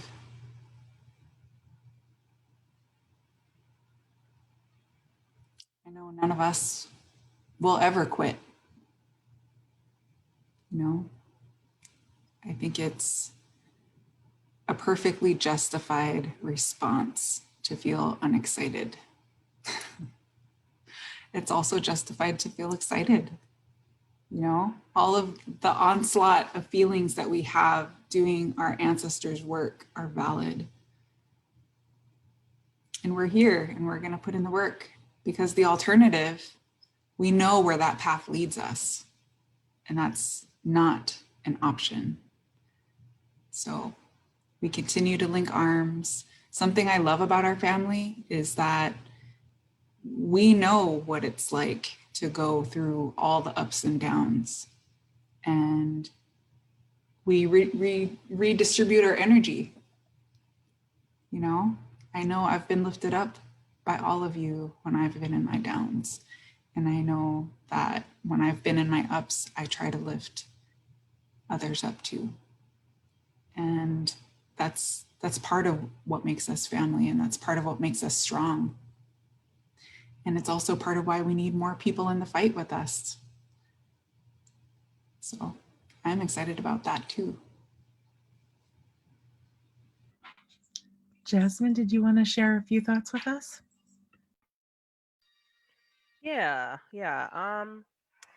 I think my main thing I just kind of remind myself and I take away every day is there's days when it gets tiring and it feels like the never ending battle and the never ending marathon that you're just going to keep passing the torch and keep passing the torch. But truthfully, that's what really keeps me going. And I just kind of tell myself and I tell other BIPOC people, especially young people, I always tell them, like, in this battle, it's exhausting, like doing this work and having what feels like the same conversation sometimes. And I have days when I'm like, I don't want to do it today. I'm just going to chill on this Zoom call, right? But then I have to remind myself like what's at stake. And one thing I remember, like my grandma always saying to me is like, she's like, when you grow up, do you want to be elderly or an elder? And when I was younger, I was like, I don't know what's the difference. It's both, like 30, and that's super old, right? But once I became older, I was like, okay, I get it now. It's like, yeah, it's crazy. That's 30s. I'm like, I'd be 30 again. So yeah. So in my mind, I just keep telling myself and putting things in context of like everything that we're going through and everything that we're doing is for a reason and it's for a purpose. And we have little people in the next generation watching us. And I just see it as our duty to pass the torch and, remember our why. And literally that's what keeps me going on like the hardest days. I just think about my kids and I look at my kids, think about my nephew and my nieces, and I just think about them and I just realize I want to get this right because one day they're going to be the ones in charge and I want to leave them, better than what I have. And then in the comical sense, I also joke, well, if I can't keep going because I want to leave them better than what I have, I need to remind myself they're going to determine if I stay at their house or if they put me in a home. And I hope that I raise people that are blessed enough to understand the generational, please take care of me. So that's just some stuff I just kind of remind myself and just tell people like of other BIPOC. I know it's exhausting and it's tiring and it's like a job and a job, but just remember who we do it for and what's at stake and what we're trying to build and grow. And that's really what just keeps me going. And I hope it keeps other people going too.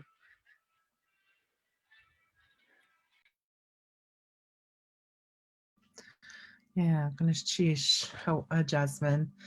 I know that you have to jump off here, so just really send you and the kiddos with lots of love and prayers for the adventure.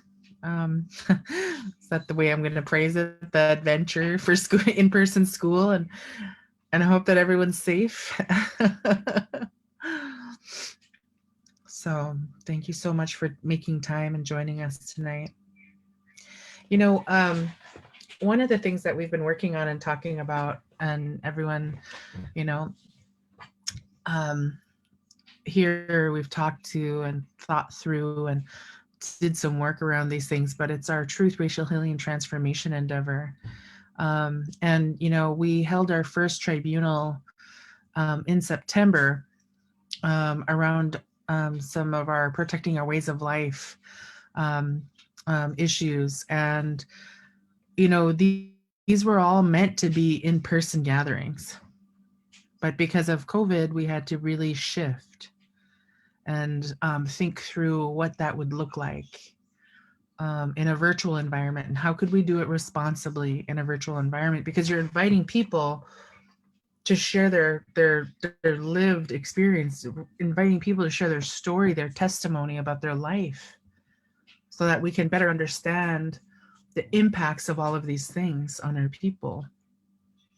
And so we did that one so that we could get a sense of it, and we could put into action the guidance from our healers that we've been engaging with and learning from in preparation for being able to host these tribunals, and to be able to create opportunities for accountability partners, the folks who want to take time to really come into community with us, who want to understand what it means, and even if it makes them really uncomfortable, to be able to examine their legacy in Alaska, what has happened here to allow them to be here now doing what they are doing, and what must be kept in place in order to continue allow them to keep doing what they're doing, and to be able to examine that legacy and be honest about it, and then thinking through with a collective of folks who are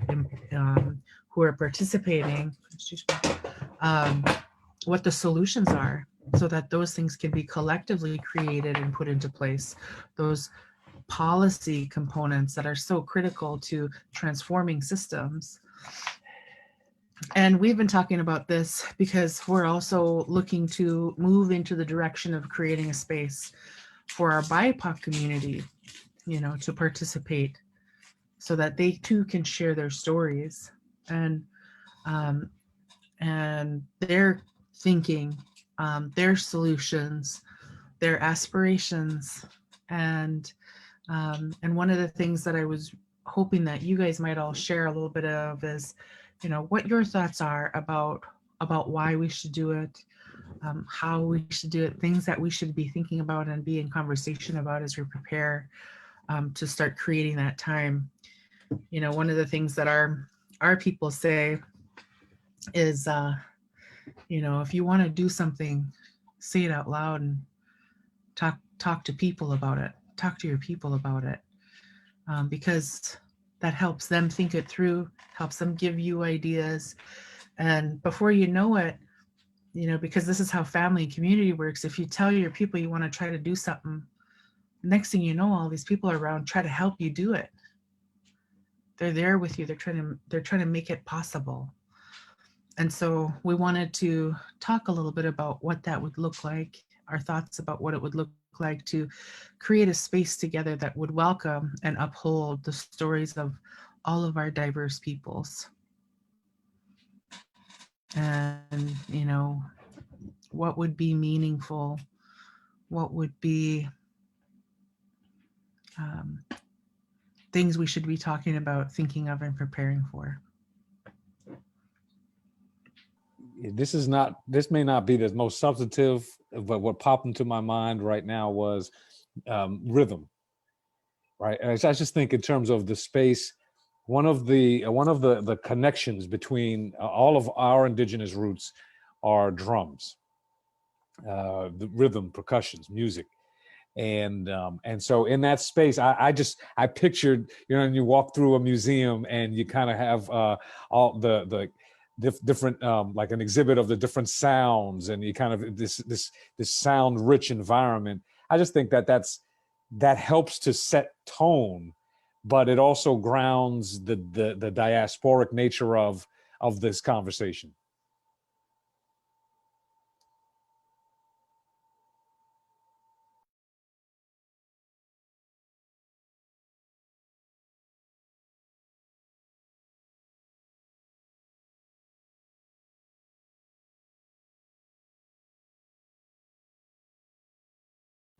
Welcoming our kids into our space comes to mind.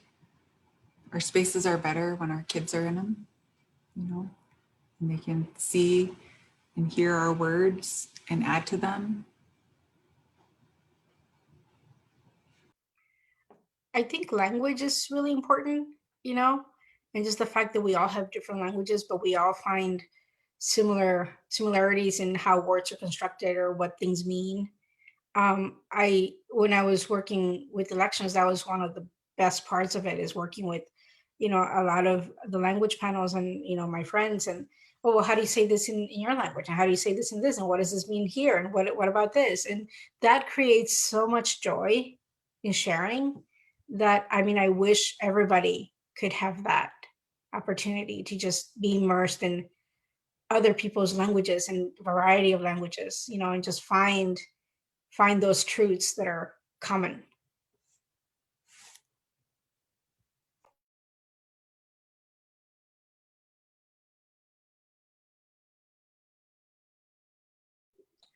I'm excited already.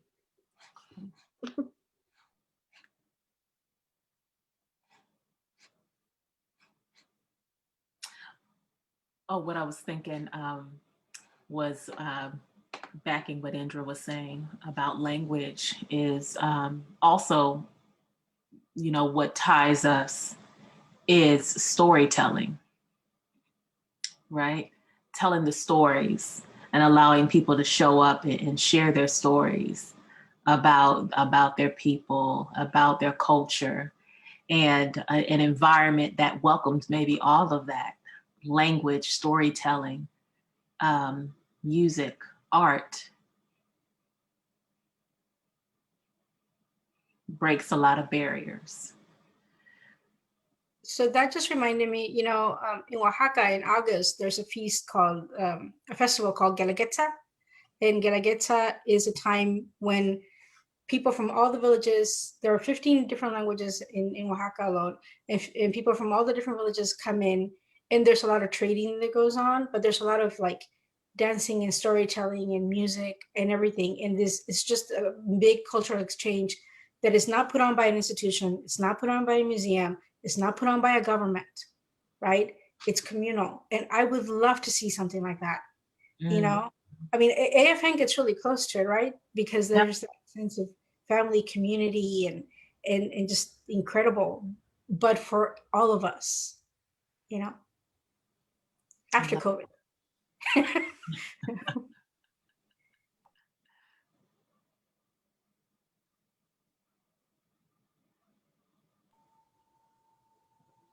An element that yeah, just with the communal gathering, but like as an element specifically, I remember when well, like making stuff, right? The physical construction of cultural artifact, even when it was shared, like we did the prints with Drew, right? And we kind of had the ability to just learn together, but in that physical construction of a representative artifact. I just think that cultural construction is another way to bring people into a shared experience that reminds everyone of the deeper genetic and DNA connections.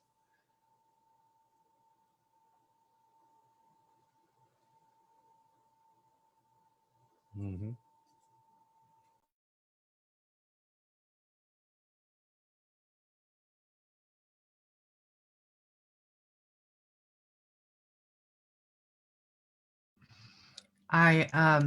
I'll share with our folks who are with us on the live stream that I think we're in a space of collective dreaming about what that time will be like when we can finally come together.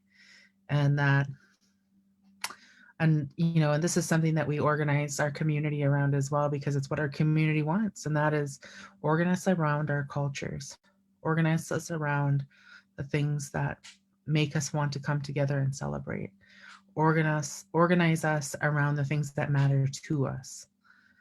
And when you do that, the people respond, you know, and in those places, that's power. You know, there's places where it's celebratory and fun.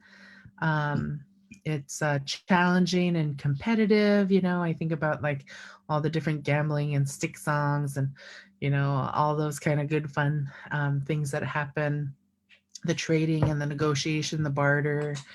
But also, you know, I think about that it is in those places where those bonds of trust really start to develop and we can really start to hear each other. And when you make community, that's what you're making. And so all the things that we're chatting about in the chat box and really manifesting this incredible, like amazing festival, ceremony, celebration, truth-telling space is gonna be mind-blowing when we finally get to pull it off. As Laganai is that what her name means with all of you, right? She throws big parties, right? and she's eagle on her Hudkill side. And there's always been a balance in our Haida and Tlingit culture of eagle and raven moieties balancing each other. And when I came to work for FAI, we realized that we were opposite clans and balanced clans.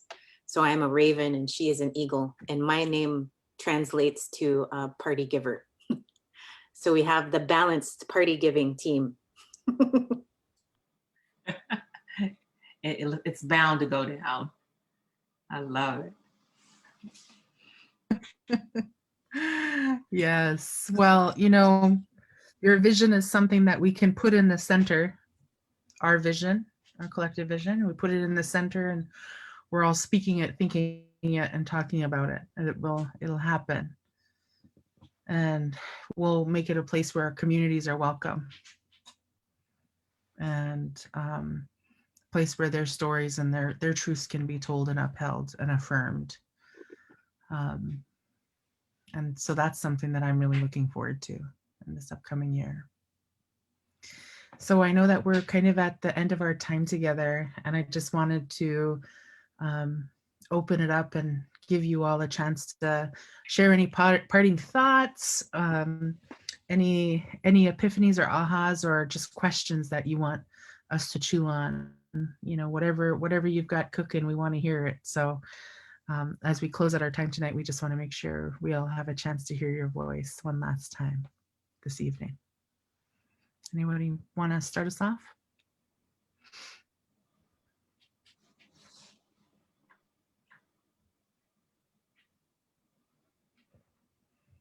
Neisha? Sure. I was going to hop in. Foremost, I'd like to edify you, Liz, and the FAI family, because a lot of times when we are in these spaces, you always take a back role to really like lift others up. And it's been brought up maybe about 4 or 5 times since we've been on this live, about how thankful we all are about this space to engage and convene, and how you all consistently and immaculately lay out the table. You present the table where everyone is able to pull up a chair and break bread and have valuable contribution. And you do that very well and embody it very well through your servant leadership. And I'm so thankful for that. I've learned a lot. Wow. Over the years,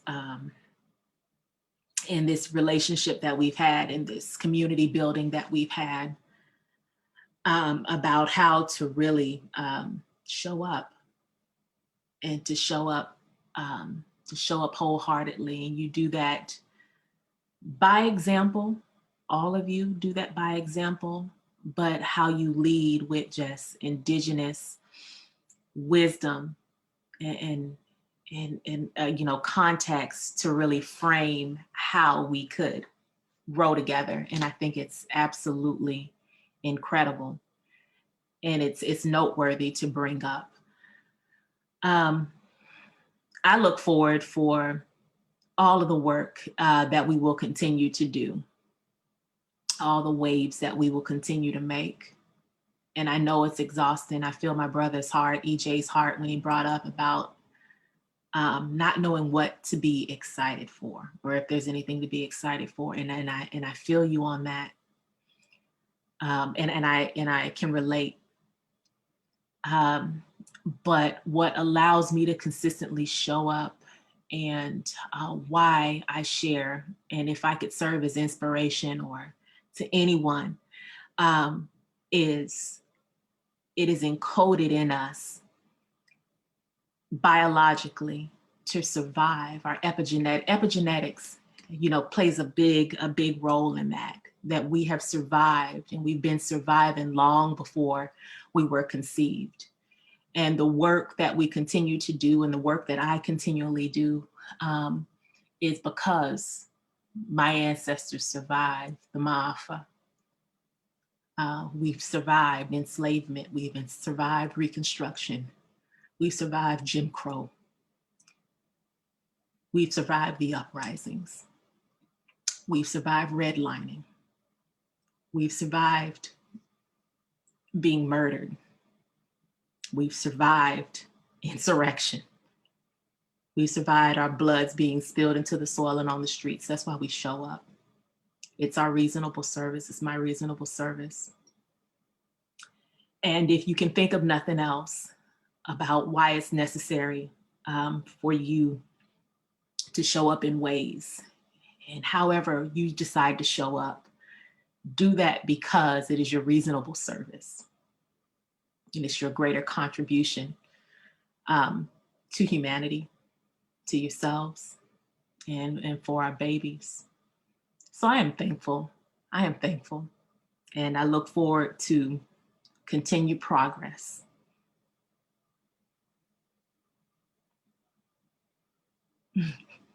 I love you too, honey. I love you all. Neisha.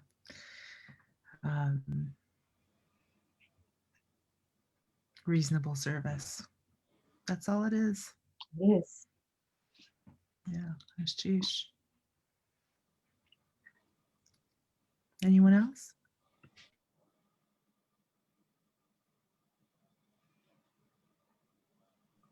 I didn't mean to make this mushy, guys. It's so dumb. I do want to say thank you. And also, you know, today the kids on the border are still in cages and they're still without parents. And I am excited because I am expecting that will change tomorrow, if not sooner. And yeah, I mean, we've got a long way to go because that was a purposeful destruction of a whole generation.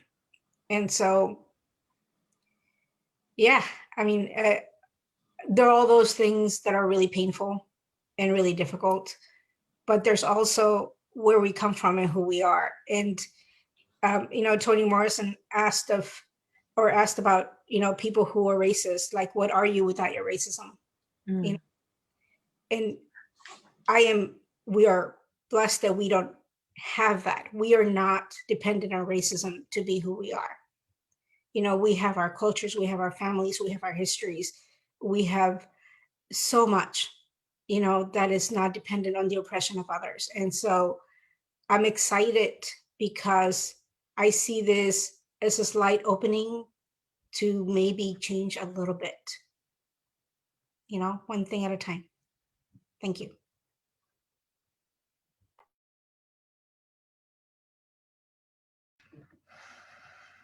Yeah, that was water in a cup right there. Indra.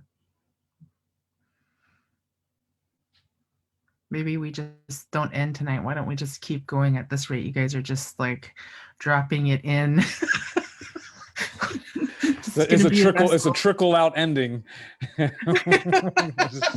just trickle it out.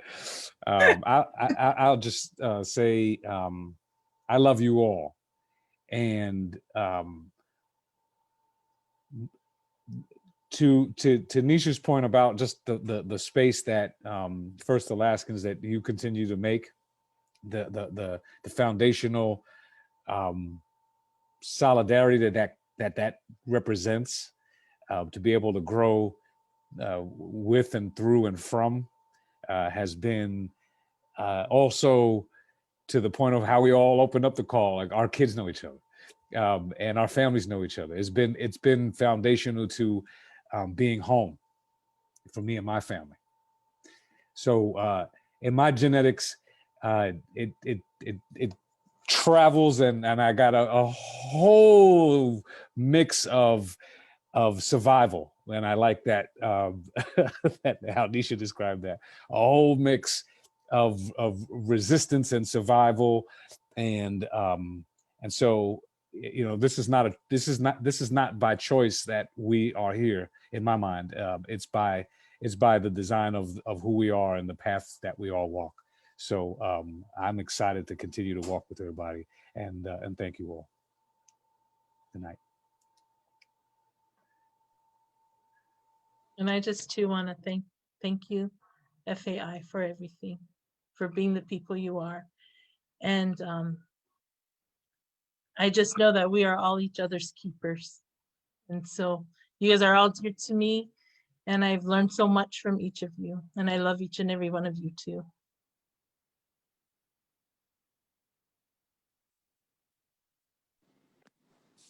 Yes, everybody. Thank you, FAI. Thank you for always setting up space for us to just be who we are, to, you know, come in when we have something to celebrate, and also to come in when we're exhausted and tired and feeling depressed and hopeless. You're always there. So yeah, so I appreciate you all. just last words. I don't know. I don't know. I don't know what tomorrow will bring. I don't know what the next day is gonna bring. As you know, as you all heard me say earlier, you know, at this point, you know, I'm feeling some kind of way, and I think, you know, that's just the reality. I think for many of us, you know, it's an up and down thing, and you know, to have all of you to know that and to understand that, and for me to feel, you know, comfortable sharing that with y'all says a lot, you know. And so I appreciate y'all being here. You know, appreciate y'all being in my life. I love the fact that, you know, I can show you who I am when I'm up, and I can also show you who I am when I'm down. I hope more people become as lucky as I am. I guess that's what excites me. Yay! A positive. I'm trying to be positive here, guys. I'm really trying.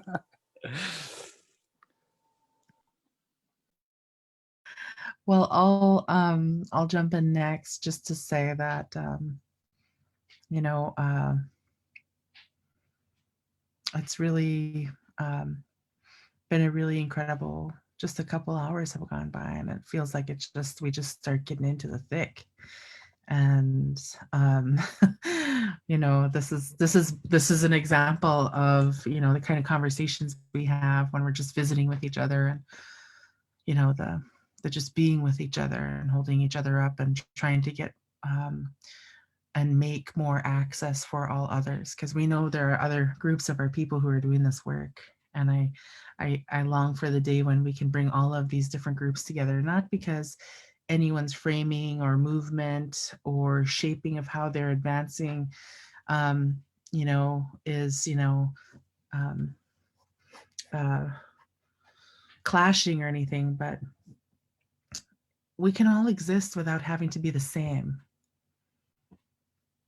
And I think that that's what this movement is about, is like just to come together and celebrate and learn about each other and uplift and amplify each other's work, and be able to celebrate the uniqueness and the beauty of our peoples, you know, and help people understand the differences, you know.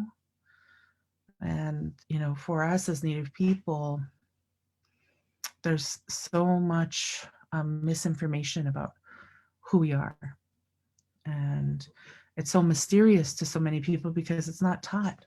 We don't hold our schools accountable for making sure it's taught that as Indigenous people, we have a distinct political relationship that pre-exists this country and pre-exists the Constitution. And because of that, we have a completely different relationship with, sorry, my mom. We have a completely different relationship with the federal government, you know, and that is something very unique. And you know, our tribal people, our Native people, we have sovereignty over who we are, and always have. That's something unique and significant about Indigenous people, you know. And then we also have the race paradigm that has come because of the construct of how original sin has showed up here, you know.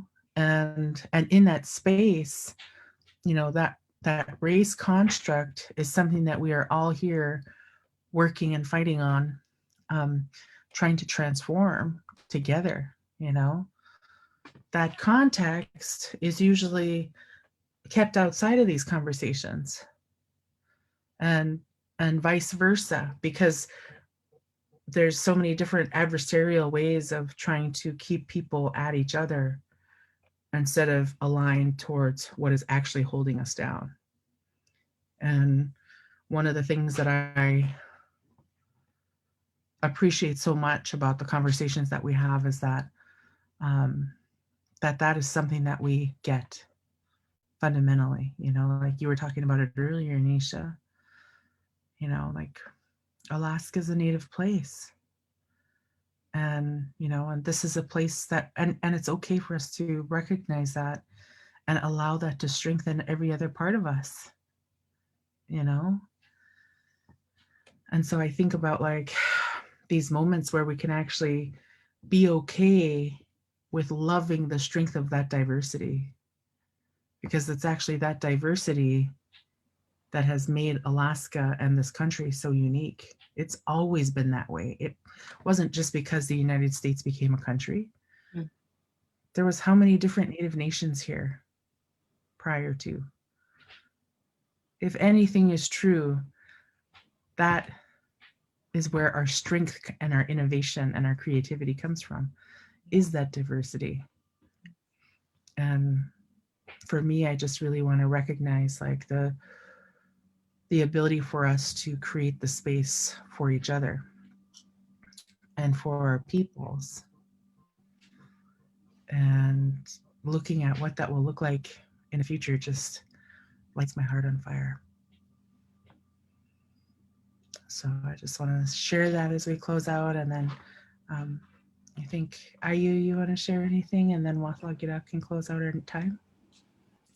Yeah, the visual that keeps coming to my mind as I listen to all of you, and especially with your closing right now, Lagunai, is, you know, they keep trying to kick our fire apart. But look what happens when we bring our embers together.